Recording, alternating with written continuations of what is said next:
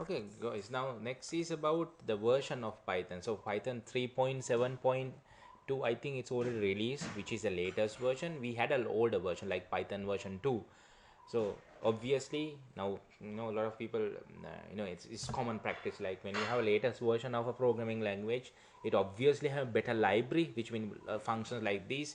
You can do many things in there, like see the syntax a little bit different, a little different. Example, if you look at this old version, how do you print something? So you hadn't had the brackets here.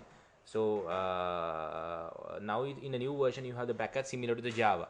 So likewise, the library update has happened when you get a new version, and you will have an easy way of fixing bugs. Identify syntax is much more easier.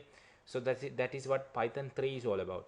So better to download the Python version number 3 and work around. You might have older version, and you might be having a Python ideally older version. Doesn't matter, but just practicing the newest version is the best practice.